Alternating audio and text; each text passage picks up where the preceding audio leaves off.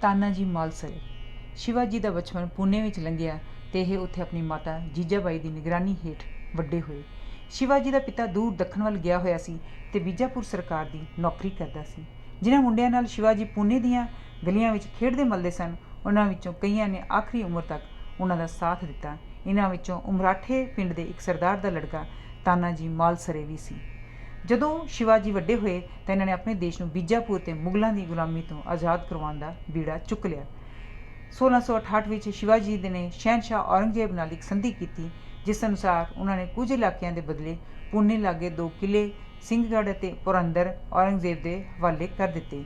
ਇਸ ਸੰਧੀ ਦੇ ਬਾਵਜੂਦ ਵੀ ਔਰੰਗਜ਼ੇਬ ਨੇ ਸ਼ਿਵਾਜੀ ਨੂੰ ਧੋਖੇ ਵਿੱਚ ਫਸਾ ਕੇ ਰੱਖ ਕੇ ਕਾਬੂ ਕਰਨ ਦਾ ਯਤਨ ਕੀਤਾ, ਪਰ ਉਹ ਅਸਫਲ ਰਿਹਾ। ਇਸ ਤੇ ਸ਼ਿਵਾਜੀ ਅਤੇ ਔਰੰਗਜ਼ੇਬ ਵਿੱਚ ਫੇਰ ਲੜਾਈ ਛਿੜ ਪਈ। ਇੱਕ ਦਿਨ ਸਵੇਰੇ ਸਵੇਰੇ ਸ਼ਿਵਾਜੀ ਦੀ ਮਾਤਾ ਜੀਜਾਬਾਈ ਆਪਣੇ ਪ੍ਰਤਾਪਗੜ੍ਹ ਵਾਲੇ ਮਹੱਲ ਵਿੱਚ ਬੈਠੀ ਸਿਰ ਵਾਹ ਰਹੀ ਸੀ। ਅਚਾਨਕ ਉਹਦੀ ਨਜ਼ਰ ਪੂਰਬ ਵੱਲ ਸਿੰਘਗੜ੍ਹ 'ਤੇ ਪਈ, ਇਸ ਖਿਆਲ ਨਾਲ ਕਿ ਕਿਸੇ ਸਮੇਂ ਉਹ ਸ਼ਿਵਾਜੀ ਕੋਲ ਹੁੰਦਾ ਸੀ ਤੇ ਹੁਣ ਦਗੇਬਾਜ਼ ਮੁਸਲਮਾਨ ਪਾਸੇ ਹੈ। ਉਹਨੂੰ ਬੜਾ ਉਬਾਲ ਆਇਆ। ਉਹਨੇ ਆਪਣੇ ਸੇਵਕ ਪੰਤੋਜੀ ਨੂੰ ਹੁਕਮ ਦਿੱਤਾ ਕਿ ਉਹ ਸ਼ਿਵਾਜੀ ਨੂੰ ਜਿੱਥੇ ਵੀ ਹੋਵੇ ਇੱਕਦਮ ਸੱਦ ਲਿਆਵੇ। ਉਸ ਵੇਲੇ ਸ਼ਿਵਾਜੀ ਰਾਜਗੜ੍ਹ ਵਿੱਚ ਸਨ। ਆਪਣੀ ਮਾਤਾ ਦਾ ਹੁਕਮ ਸੁਣਦਿਆਂ ਹੀ ਉਹਨਾਂ ਸੰਜੋਗ ਪਾਈ ਤੇ ਆਪਣੀ ਘੋੜੀ ਕੋਠੀ 'ਤੇ ਚੜ੍ਹ ਕੇ ਨਦੀ ਨਾਲਿਆਂ ਦੇ ਪਹਾੜਾਂ ਨੂੰ ਪਾਰ ਕਰਦੇ ਹੋਏ ਆਪਣੀ ਮਾਤਾ ਪਾਸ ਪਹੁੰਚ ਗਏ। ਉਹਨਾਂ ਨੇ ਜੀਜਾਬਾਈ ਪਾਸੋਂ ਇਸ ਅਚਾਨਕ ਬੁਲਾ ਭੇਜ ਦੇਣ ਦਾ ਕਾਰਨ ਪੁੱਛਿਆ। ਉਹਨੇ ਸਿੱਧਾ ਤਾਂ ਕੋਈ ਉੱਤਰ ਨਾ ਦਿੱਤਾ, ਪਰ ਸ਼ਿਵਾਜੀ ਨੂੰ ਆਪਣੇ ਨਾਲ ਸ਼ਤਰੰਜ ਖੇਡਣ ਲਈ ਵੰਗਾਰਿਆ। ਉਹਨੇ ਉੱਤਰ ਦਿੱਤਾ ਕਿ ਇੱਕ ਲੜਕੇ ਲਈ ਆਪਣੀ ਮਾਤਾ ਦਾ ਨਾਂ ਖੇਡ ਵਿੱਚ ਵੀ ਵਿਰੋਧ ਕਰਨਾ ਪਾਪ ਹੈ। ਫਿਰ ਵੀ ਜੀਜਾਬਾਈ ਦੇ ਮਜਬੂਰ ਕਰਨੇ 'ਤੇ ਖੇਡ ਸ਼ੁਰੂ ਹੋ ਗਈ, ਪਰ ਜੀਜਾਬਾਈ ਦੀਆਂ 2-3 ਚਾਲਾਂ ਨਾਲ ਹੀ ਸ਼ਿਵਾਜੀ ਬਾਜੀ ਹਾਰ ਗਏ। ਜੀਜਾਬਾਈ ਨੇ ਕਿਹਾ ਕਿ ਇਸ ਹਾਰ ਬਦਲੇ ਸ਼ਿਵਾਜੀ ਨੂੰ ਆਪਣਾ ਇੱਕ ਕਿਲ੍ਹਾ ਆਪਣੀ ਮਾਤਾ ਦੇ ਹਵਾਲੇ ਕਰਨਾ ਪਵੇਗਾ। ਸ਼ਿਵਾਜੀ ਨੇ ਕਿਹਾ, ਵਿਸਾਪੁਰ, ਤੁੰਗ, ਤਿਕੋਨਾ ਤੇ ਰਾਜਗੜ੍ਹ ਵਿੱਚੋਂ ਜਿਹੜਾ ਵੀ ਕਿਲ੍ਹਾ ਚਾਹੋ ਲੈ ਸਕਦੇ ਹੋ। ਜੀਜਾਬਾਈ ਨੇ ਉੱਤਰ ਦਿੱਤਾ, ਮੈਨੂੰ ਇਹਨਾਂ ਵਿੱਚੋਂ ਕਿਸੇ ਦੀ ਵੀ ਲੋੜ ਨਹੀਂ, ਮੈਨੂੰ ਕੇਵਲ ਸਿੰਘਗੜ੍ਹ ਚਾਹੀਦਾ ਹੈ। ਇਹ ਜਵਾਬ ਸੁਣ ਕੇ ਸ਼ਿਵਾਜੀ ਕੁਝ ਘਬਰਾ ਗਏ ਤੇ ਕਹਿਣ ਲੱਗੇ, ਮਾਤਾ ਸਿੰਘਗੜ੍ਹ ਥੋੜ੍ਹਾ ਹੈ, ਮੇਰਾ ਥੋੜ੍ਹਾ ਜੋ ਮੈਂ ਤੁਹਾਨੂੰ ਦੇ ਸਕਾਂ। ਮੁਗਲਾਂ ਨਾਲ ਲੜਾਈ ਤੋਂ ਬਿਨਾਂ ਇਸ 'ਤੇ ਕਬਜ਼ਾ ਕਰਨਾ ਨਾਮੁਮਕਿਨ ਹੈ। ਜੀਜਾਬਾਈ ਨੇ ਉੱਤਰ ਦਿੱਤਾ, ਤੂੰ ਆਪ ਹੀ ਕਿਹਾ ਸੀ ਕਿ ਜਿਹੜਾ ਕਿਲ੍ਹਾ ਮੇਰੀ ਮਰਜ਼ੀ ਹੈ ਮੰਗ ਸਕਦੀ ਹਾਂ, ਮੈਂ ਕੇਵਲ ਇਹੀ ਕਿਲ੍ਹਾ ਲੈਣਾ ਚਾਹੁੰਦੀ ਹਾਂ। ਸ਼ਿਵਾਜੀ ਨੂੰ ਪਤਾ ਸੀ ਕਿ ਉਹਨਾਂ ਦੀ ਮਾਤਾ ਦਾ ਹੁਕਮ ਅਟਲ ਹੈ, ਸੋ ਉਹਨਾਂ ਆਪਣੇ ਸਾਰੇ ਸਰਦਾਰਾਂ ਨੂੰ ਸੱਦ ਕੇ ਪੁੱਛਿਆ ਕਿ ਸਿੰਘਗੜ੍ਹ ਨੂੰ ਜਿੱਤਣ ਦਾ ਬੀੜਾ ਕੌਣ ਚੁੱਕੇਗਾ। ਪਰ ਇਸ ਗੱਲ ਨੂੰ ਚੁੱਕਣ ਦਾ ਕਿਸੇ ਦਾ ਹੀ ਵਿਆਹ ਨਾ ਪਿਆ।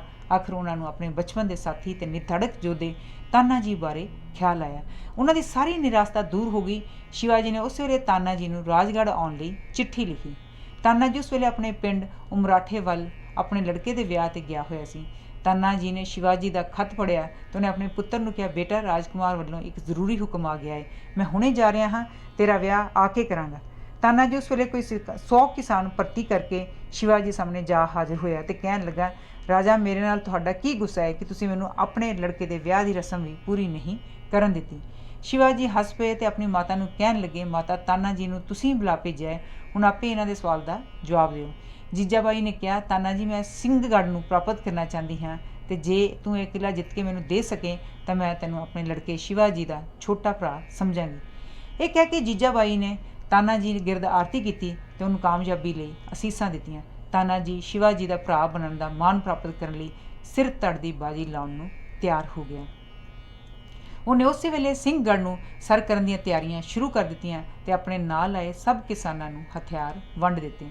ਸਿੰਘਗੜ੍ਹ ਰਾਜਗੜ੍ਹ ਤੋਂ ਕੋਈ 15 ਮੀਲ ਦੀ ਦੂਰੀ 'ਤੇ ਸੀ। ਤਾਨਾ ਜੀ ਦੀ ਫੌਜ ਨੇ ਕਿਲ੍ਹੇ ਤੋਂ 1 ਮੀਲ ਉਰੇ ਹੀ ਡੇਰੇ ਲਾ ਲਏ ਤੇ ਤਾਨਾ ਜੀ ਆਪ ਇੱਕ ਮਰਹੱਟੇ ਲੰਬਰਦਾਰ ਦੇ ਭੇਸ ਵਿੱਚ ਸਿੰਘਗੜ੍ਹ ਦੀ ਪਹਾੜੀ ਲਾਗੇ ਇੱਕ ਪਿੰਡ ਵਿੱਚ ਗਿਆ। ਇੱਥੇ ਕੌਲੀ ਕਬੀਲੇ ਦੇ ਮਰਹੱਟੇ ਰਹਿੰਦੇ ਸਨ, ਜਿਨ੍ਹਾਂ ਨੂੰ ਸਿੰਘਗੜ੍ਹ ਦੇ ਕਿਲ੍ਹੇਦਾਰ ਉਦੇਭਾਨ ਨੇ ਲਾਲਚ ਦੇ ਕੇ ਆਪਣੇ ਵੱਲ ਕੀਤਾ ਹੋਇਆ ਸੀ ਤਾਂ ਜੋ ਹੇਠੋਂ ਕਿਸੇ ਵੀ ਦੁਸ਼ਮਣ ਦੇ ਆਉਣ ਦੀ ਸਮੇਂ ਸਿਰ ਇਤਲਾਹ ਦੇ ਦੇਣ। ਉਹਨੇ ਬੜੀ ਸਿਆਣਪ ਨਾਲ ਉਹਨਾਂ ਨੂੰ ਆਪਣੀ ਵੱਲ ਫਿਸਲਾ ਲਿਆ ਤੇ ਉਹਨਾਂ ਕੋਲੋਂ ਕਿਲ੍ਹੇ 'ਤੇ ਚੜ੍ਹਨ ਲਈ ਪਹਾੜੀ ਦੇ ਦੱਖਣ ਵੱਲ ਇੱਕ ਖੁਫੀਆ ਰਾਹ ਦਾ ਪਤਾ ਕੀਤਾ।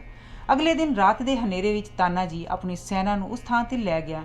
ਉਹਨੇ ਇੱਕ ਡੱਬੇ ਵਿੱਚੋਂ ਸ਼ਿਵਾਜੀ ਦੀ ਪ੍ਰਸਿੱਧ ਗਊ, ਜਿਸ ਦਾ ਨਾਂ ਜਸਵੰਤ ਸੀ, ਕੱਢਿਆ।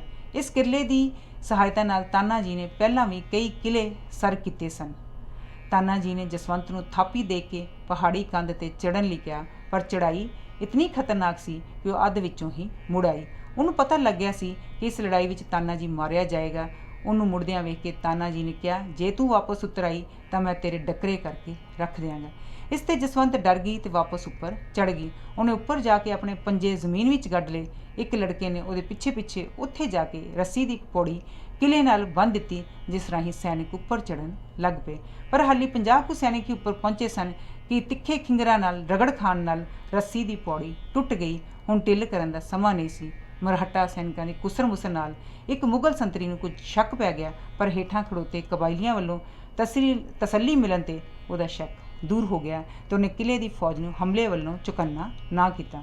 ਉਸ ਦਿਨ ਭਾਗਾਂ ਨੂੰ ਕਿਸੇ ਮੁਸਲਮਾਨੀ ਤਿਉਹਾਰ ਦੇ ਕਾਰਨ ਕਿਲੇ ਦੇ ਸਿਪਾਹੀ ਖੂਬ ਖਾ ਪੀ ਕੇ ਤੇ ਸ਼ਰਾਬ ਨਾਲ ਚੂਰ ਹੋ ਕੇ ਬੇਹੋਸ਼ ਪਏ ਹੋਏ ਸਨ। ਪੌੜੀ ਦੇ ਟੁੱਟ ਜਾਣ ਕਰਕੇ ਮੁਹਿੰਮ ਨੂੰ ਸਫਲ ਬਣਾਉਣ ਦਾ ਕੇਵਲ ਇੱਕੋ ਇੱਕ ਤਰੀਕਾ ਸੀ ਕਿ ਤਾਨਾ ਜੀ ਆਪਣੇ ਇਹਨਾਂ 50 ਸਿਪਾਹੀਆਂ ਦੀ ਸਹਾਇਤਾ ਨਾਲ ਕਿਲੇ ਦੇ ਦਰਵਾਜ਼ੇ ਵਾਲੀ ਗਾਰਦ ਨੂੰ ਖਤਮ ਕਰਕੇ ਦਰਵਾਜ਼ਾ ਖੋਲ੍ਹ ਦੇਵੇ। ਤਾਨਾ ਜੀ ਨੇ ਇੰਜ ਹੀ ਕੀਤਾ। ਉਹ ਆਪਣੇ ਆਦਮੀਆਂ ਨੂੰ ਨਾਲ ਲੈ ਕੇ ਸਿੱਧਾ ਗਾਰਦ ਦੇ ਕਮਰੇ ਵੱਲ ਗਿਆ ਤੇ ਬੇਖਬਰ ਬੈਠੇ ਅਫਗਾਨ ਸੰਤਰੀਆਂ ਨੂੰ ਉੱਥੇ ਹੀ ਢੇਰੀ ਕਰ ਦਿੱਤਾ ਤੇ ਕਿਲੇ ਦੇ ਦਰਵਾਜ਼ੇ ਚੌਰ ਚਪੱਟ ਖੋਲ੍ਹ ਦਿੱਤੇ ਤੇ ਥੱਲੇ ਮੈਦਾਨ ਵਿੱਚ ਖੜੋਤੇ ਮਰਹੱਟਿਆਂ ਨੂੰ ਉੱਪਰ ਪਹੁੰਚਣ ਲਈ ਆਵਾਜ਼ ਦਿੱਤੀ। ਪਰ ਇਹ ਫਾਸਲਾ ਕਾਫੀ ਸੀ। ਉਹਨਾਂ ਦੇ ਉੱਥੇ ਪਹੁੰਚਣ ਤੱਕ ਕਿਲੇਦਾਰ ਅਤੇ ਉਸ ਦੇ ਸਿਪਾਹੀਆਂ ਨੂੰ ਸਿਰ 'ਤੇ ਅਚਾਨਕ ਆ ਪਈ ਇਸ ਬਿਪਤਾ ਬਾਰੇ ਪਤਾ ਲੱਗ ਗਿਆ। ਉਹ ਆਪ ਸ਼ਰਾਬ ਨਾਲ ਬੇਹੋਸ਼ ਸੀ। ਉਹਨੇ ਆਪਣੇ ਨਾਇਬ ਸਿੱਦੀ ਬਲਾਲ ਅਤੇ ਆਪਣੇ 12 ਲੜਕਿਆਂ ਨੂੰ ਤਾਨਾ ਜੀ ਦੇ ਵਿਰੁੱਧ ਭੇਜਿਆ। ਜਦੋਂ ਤਾਨਾ ਜੀ ਨੇ ਸਭ ਨੂੰ ਮਾਰ ਦੇ ਮੁਕਾਇਆ ਤਾਂ ਕਿਲੇਦਾਰ ਆਪ ਟੱਕਰੇ ਲਈ ਬਾਹਰ ਨਿਕਲਿਆ, ਪਰ ਇਤਨੇ ਵਿੱਚ ਤਾਨਾ ਜੀ ਥਕਾਵਟ ਨਾਲ ਦੂਰ ਹੋ ਚੁੱਕਾ ਸੀ। ਫਿਰ ਵੀ ਉਹਨੇ ਉਹਦੇ ਸਿਪਾਹਨ ਦਾ ਡਟ ਕੇ ਮੁਕਾਬਲਾ ਕੀਤਾ।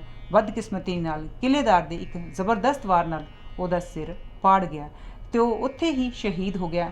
ਇਤਨੇ ਨੂੰ ਪਹਾੜ ਦੇ ਥੱਲੇ ਵਾਲੀ ਮਰਹੱਟਾ ਫੌਜ ਤਾਨਾ ਜੀ ਦੇ ਭਰਾ ਸੂਰਿਆ ਜੀ ਦੀ ਅਗਵਾਈ ਹੇਠ ਕਿਲੇ ਵਿੱਚ ਦਾਖਲ ਹੋ ਗਈ। ਮੁਗਲ ਫੌਜ ਇਸ 12,000 ਤਾਜ਼ਾ ਦਮ ਮਰਹੱਟਾ ਫੌਜ ਦੇ ਹਮਲੇ ਦੀ ਚਾਲ ਨਾ ਚੱਲ ਸਕੀ ਤੇ ਉਹਦੇ ਪਾਣ ਸਮੇਤ ਲੜਾਈ ਵਿੱਚ ਮਾਰੀ ਗਈ। ਕਿਲੇ ਤੇ ਮੁਗਲ ਝੰਡੇ ਦੀ ਥਾਂ ਸ਼ਿਵਾਜੀ ਦਾ ਕੇਸਰੀ ਝੰਡਾ ਚੜਾਇਆ ਗਿਆ ਤੇ ਤੋਪ ਦੇ 5 ਫਾਇਰ ਕੀਤੇ ਗਏ, ਜਿਸ ਤੋਂ ਪ੍ਰਤਾਪਗੜ੍ਹ ਵਿੱਚ ਬੈਠੇ ਸ਼ਿਵਾਜੀ ਨੂੰ ਪਤਾ ਲੱਗ ਗਿਆ ਕਿ ਤਾਨਾ ਜੀ ਨੇ ਕਿਲਾ ਸਰ ਕਰ ਲਿਆ ਹੈ। ਉਹ ਫੌਰਨ ਘੋੜੇ ਤੇ ਸਵਾਰ ਹੋ ਕੇ ਸਿੰਘਗੜ੍ਹ ਵੱਲ ਤੁਰ ਪਏ। ਉਹਨਾਂ ਦੀ ਮਾਤਾ ਜੀਜਾਬਾਈ ਵੀ ਪਾਲਕੀ ਵਿੱਚ ਸਵਾਰ ਹੋ ਕੇ ਪਿੱਛੇ ਪਿੱਛੇ ਆ ਗਈ। ਕਿਲੇ ਦੇ ਬੂਹੇ ਤੇ ਸ਼ਿਵਾਜੀ ਨੂੰ 12 ਕੁ ਮਰਹੱਟਾ ਸਿਪਾਹੀ ਤਾਨਾ ਜੀ ਦੀ ਅਰਥੀ ਉਹਦੇ ਪਿੰਡ ਉਮਰਾਠੇ ਵੱਲ ਲੈ ਜਾਂਦੇ ਮਿਲੇ। ਜਦ ਸ਼ਿਵਾਜੀ ਨੂੰ ਤਾਨਾ ਜੀ ਦੀ ਮੌਤ ਬਾਰੇ ਪਤਾ ਲੱਗਾ ਤਾਂ ਉਹਨਾਂ ਦੀਆਂ ਅੱਖਾਂ ਵਿੱਚ ਜ਼ਾਰੋ-ਜ਼ਾਰ ਅਥਰੂ ਵਗ ਪਏ।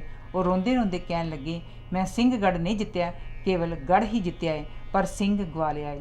ਸ਼ਿਵਾਜੀ ਤਾਨਾ ਜੀ ਦੀ ਅਰਥੀ ਨਾਲ ਉਹਦੇ ਪਿੰਡ ਤੱਕ ਗਏ ਤੇ ਜਿੱਥੇ ਉਹਦਾ ਸੰਸਕਾਰ ਕੀਤਾ ਗਿਆ। ਕੁਝ ਚਿਰ ਪਿੱਛੋਂ ਸ਼ਿਵਾਜੀ ਨੇ ਤਾਨਾ ਜੀ ਦੇ ਲੜਕੇ ਦਾ ਆਪਣੇ ਹੱਥੀਂ ਵਿਆਹ ਕੀਤਾ ਤੇ ਉਹਨੂੰ ਇੱਕ ਵੱਡੀ ਸਾਰੀ ਜਗੀਰ ਦਿੱਤੀ।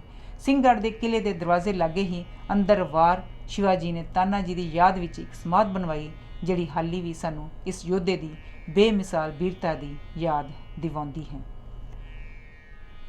ਤਾਨਾ ਜੀ ਮਾਲਸਰੇ ਸ਼ਿਵਾਜੀ ਮਰਹੱਟਾ ਦਾ ਇਹ ਮਹਾਨ ਯੋਧਾ ਤੇ ਫੌਜਾਂ ਦਾ ਕਮਾਂਡਰ ਸੀ। ਤੁਲਸੀਦਾਸ ਨੇ ਵੀ ਉਸਦੇ ਜੀਵਨ ਬਾਰੇ ਲਿਖਿਆ ਹੈ। ਸਿਨਾਗਰ ਦੀ ਲੜਾਈ ਦਾ ਉਹ ਮਹਾਨ ਨਾਇਕ ਸੀ। ਕੌਂਡਾਂ ਦਾ ਕਿਲਾ ਫਤਿਹ ਕਰਨ ਲਈ ਉਸਨੇ ਆਪਣੇ ਪੁੱਤਰ ਦਾ ਵਿਆਹ ਮੁਲਤਵੀ ਕਰਦਿਆਂ ਕਿਹਾ, ਪਹਿਲਾਂ ਮੈਂ ਕੌਂਡਾਂ ਨਾਲ ਵਿਆਹ ਕਰਾਂਗਾ, ਮਤਲਬ ਜਿੱਤ ਪ੍ਰਾਪਤ ਕਰਾਂਗਾ, ਤੇ ਫਿਰ ਆਪਣੇ ਪੁੱਤਰ ਦਾ ਵਿਆਹ ਕਰਾਂਗਾ। ਧੰਨਵਾਦ।